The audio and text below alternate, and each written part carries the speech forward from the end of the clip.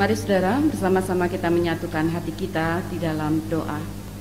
Kami bersyukur kepadamu Tuhan, kasih rahmat-Mu senantiasa memenuhi hidup kami. Melalui beragam peristiwa yang terjadi di dalam kehidupan kami, sungguh kami melihat bagaimana campur tangan Tuhan di dalamnya. Hari demi hari kami lalui dengan melihat bagaimana setiap janji Tuhan menjadi sempurna di dalam kehidupan kami. Dan saat ini ya Tuhan, dalam sukacita kami menyatukan hati kami dengan kesukacitaan keluarga besar Bapak Ibu Winarso. Tuhan memperkenankan rencana-rencana pernikahan Ananda terkasih saudara kami Wardoyo Immanuel Nur Septia dengan saudari Bernadetta Katelia Kristianti telah dapat berjalan dengan baik dan lancar. Kami meyakini campur tangan Tuhan yang menyempurnakan segala sesuatu yang telah direncanakan oleh kedua keluarga ini. Dan saat ini keluarga Bapak Ibu Winarso bersukacita dan mengucap syukur kepadamu, seraya memohon kasih serta pertolongan Tuhan bagi rencana-rencana selanjutnya yang akan diselenggarakan di Solo. Ngunduh mantu, resepsi bersama-sama dengan kerabat, teman, dan keluarga besar di Solo. Segala sesuatunya juga sudah dipersiapkan. Tapi kami mengakui segala keterbatasan kami. Oleh sebab itu kami menyerahkan sepenuhnya rencana-rencana ini di dalam tangan Tuhan. Di dalam persekutuan doa ini ya Tuhan, kiranya Engkau berkenan menghantar kami melihat bagaimana kasih Tuhan senantiasa menyertai kami. Melalui kesaksian pemazmur yang hendak bersama-sama kami baca dan kami renungkan, kami menyerahkan persekutuan doa keluarga Bapak Ibu Winarso malam hari ini di dalam tangan-Mu, awal, pertengahan, hingga akhirnya.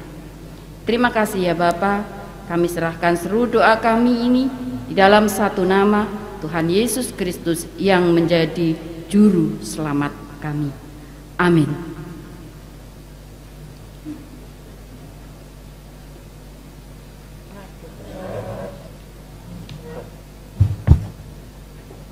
Ibu bapak dan saudara-saudara yang terkasih di dalam Tuhan Yesus Kristus, firman Tuhan yang akan kita baca dan kita renungkan menjadi sumber kekuatan serta hikmat kita di dalam menjalani kehidupan pemberian Tuhan ini.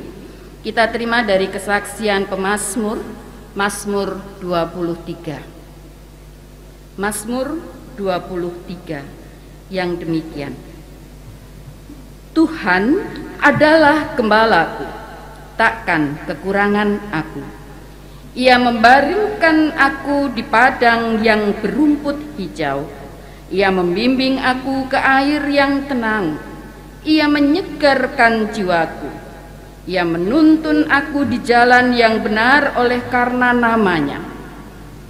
Sekalipun aku berjalan dalam lembah kekelaman, aku tidak takut bahaya, sebab Engkau beserta.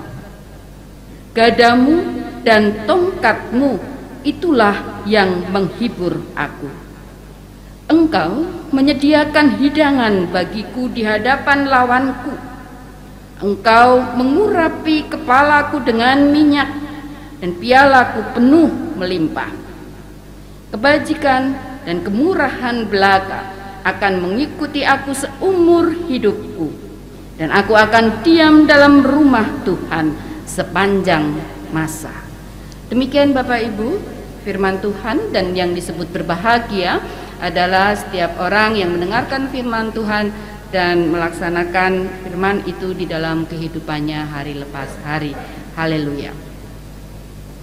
Ibu bapak dan saudara-saudara yang dikasihi oleh Tuhan, salah satu metafora atau penggambaran yang sering sekali dipakai oleh Alkitab untuk menggambarkan atau menunjukkan kebaikan, menunjukkan perlindungan dan pemeliharaan Tuhan Allah atas umatnya adalah metafora melalui hubungan antara seorang gembala dengan domba-dombanya. Dan di dalam Mazmur yang ke-23 ini, pemazmur yaitu Raja Daud mengungkapkan, menyampaikan kesaksiannya bagaimana relasi yang dia alami, yang dia rasakan, dia hayati di dalam perjalanan hidupnya. Saudara, mengapa metafora atau penggambaran gembala dan domba ini menjadi sesuatu yang sering kita dengar di dalam Alkitab? Metafora ini cukup terkenal karena memang situasi gembala di zaman dulu di Timur Tengah tidak bisa disamakan dengan situasi gembala di Indonesia khususnya atau di Jawa. Kalau di Jawa yang kita tahu yang namanya gembala ya hanya meletakkan kambing dan dombanya diikat mungkin di lapangan, setelah itu ditinggal nanti surup sore begitu ya, kemudian diambil dibawa pulang masuk kandang. Itu situasinya di tempat kita. Tetapi situasi yang didapati di dalam kondisi di Israel pada saat itu berbeda. Gembala ini akan lebih banyak menghabiskan waktunya, hidupnya bersama-sama dengan domba-dombanya. Gembala akan senantiasa mencarikan tempat agar domba-dombanya itu mendapatkan tempat yang baik.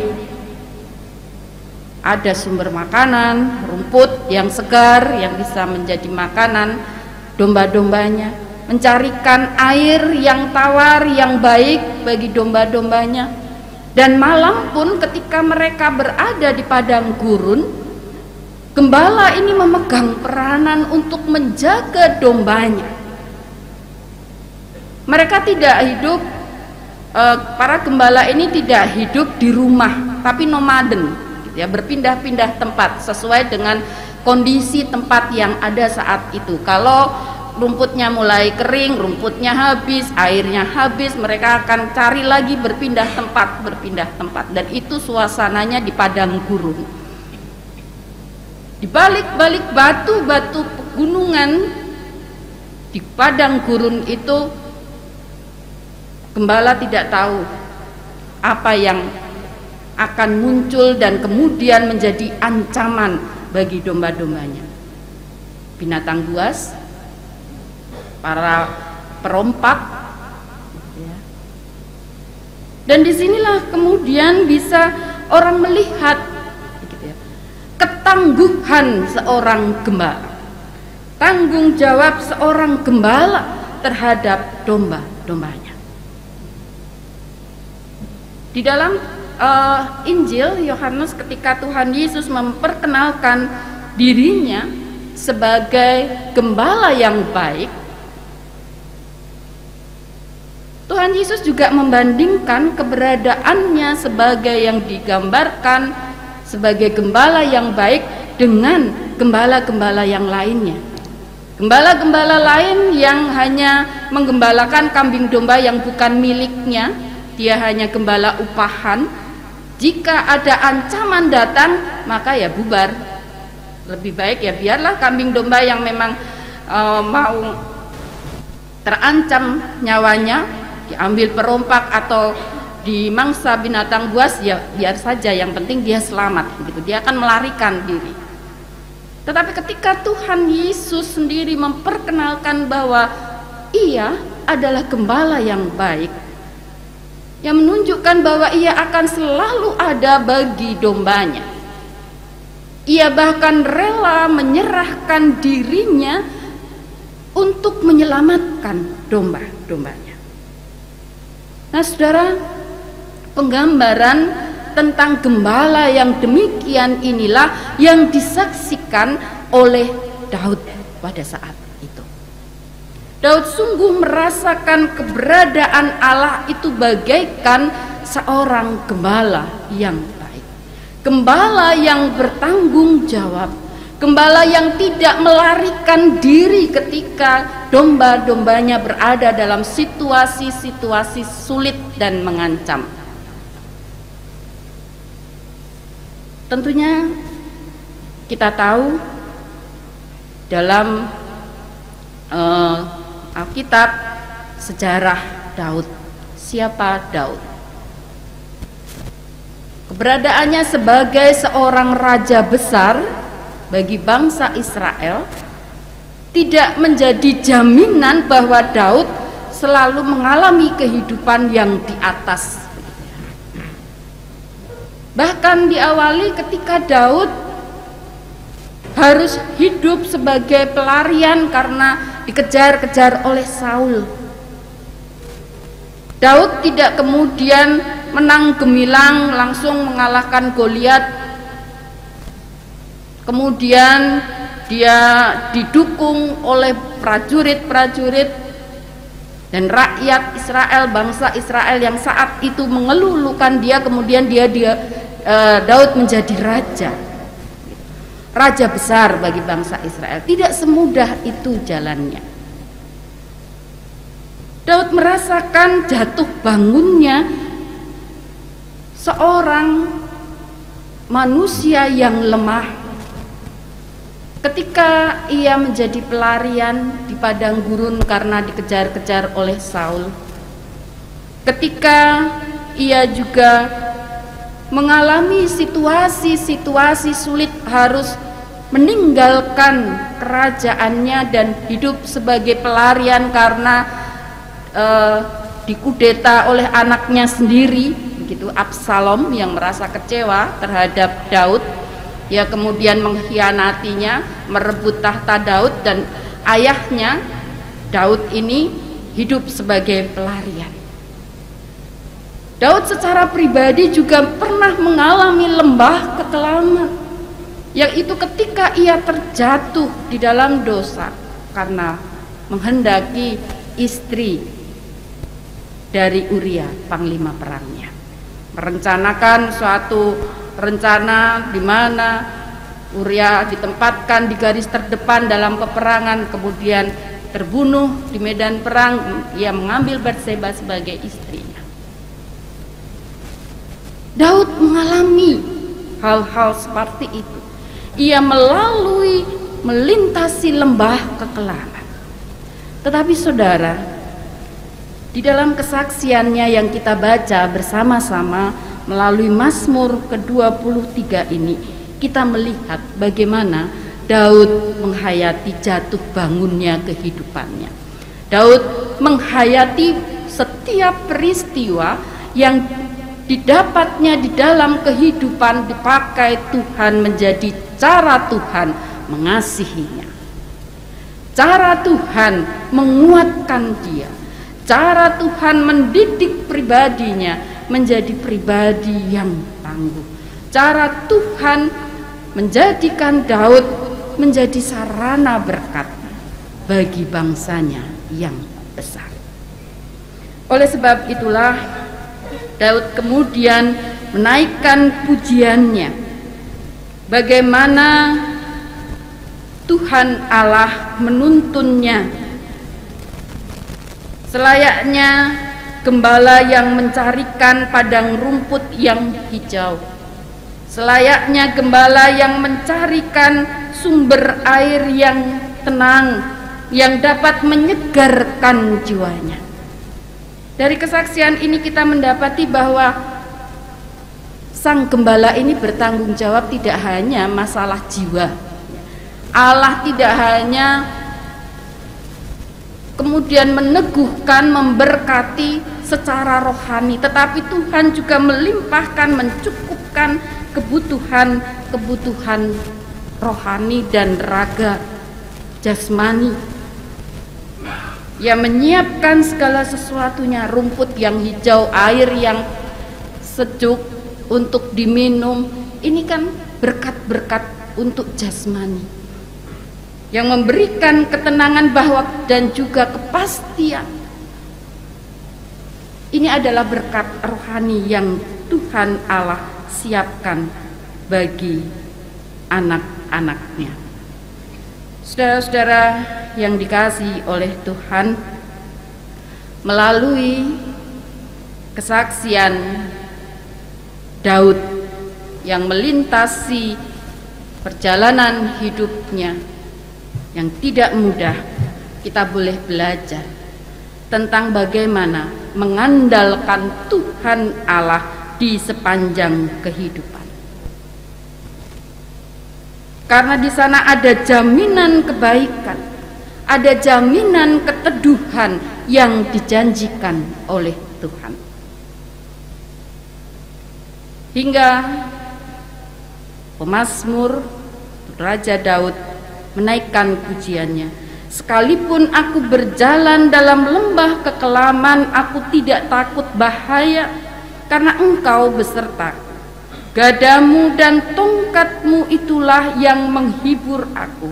Engkau menyediakan hidangan bagiku di hadapan lawanku. Engkau mengurapi kepalaku dengan minyak. Kebajikan dan kemurahan belaka akan mengikuti aku seumur hidupku. Ini menunjukkan sebuah kesaksian Daud bahwa seumur hidupnya ia hanya akan mengandalkan Tuhan, karena ia melihat ada jaminan yang Tuhan persiapkan, kebaikan, keteduhan diberikannya. Ibu, bapak, dan saudara-saudara yang dikasihi Tuhan, istimewanya keluarga besar Bapak Ibu Winarso, kesaksian pemazmur ini saat ini menjadi ajakan bagi kita, menjadi ajakan istimewanya bagi keluarga Bapak Ibu Winarso untuk senantiasa mengandalkan Tuhan dalam segala hal. Karena tentunya keluarga Bapak Ibu Winarso mendapati dari pengalaman, dari setiap peristiwa yang dilalui oleh keluarga ini, nyata sungguh bahwa Tuhan tidak pernah meninggalkannya. Tuhan menuntun keluarga ini menjumpai oase-oase di setiap perjalanan yang mungkin melelahkan, di dalam sebuah peziarahan yang mungkin membuat kadang hati berdebar-debar, penuh rasa kekhawatiran, ketakutan, rasa sakit. Tapi Tuhan tidak pernah meninggalkannya. Tuhan memakai peristiwa-peristiwa yang terjadi di dalam perjalanan kehidupan keluarga ini sebagai alat Tuhan mengasihi keluarga ini, membuat keluarga Bapak Ibu Winarso semakin kuat di dalam menjalani kehidupan dan semakin mengenali bagaimana Tuhan menyatakan kasih-Nya kepada keluarga ini. Oleh sebab itu, tentunya di dalam rencana-rencana keluarga ini selanjutnya, istimewanya pada peristiwa yang telah direncana, yang telah dipersiapkan oleh keluarga untuk menyelenggarakan ngunduh mantu, acara ngunduh mantu besok pun keluarga senantiasa hanya memandang Tuhan sebagai tempat yang bisa diandalkan, menyempurnakan segala hal yang telah ditata, segala hal yang telah dipersiapkan bersama-sama dengan keluarga besar dan kerabat, sahabat.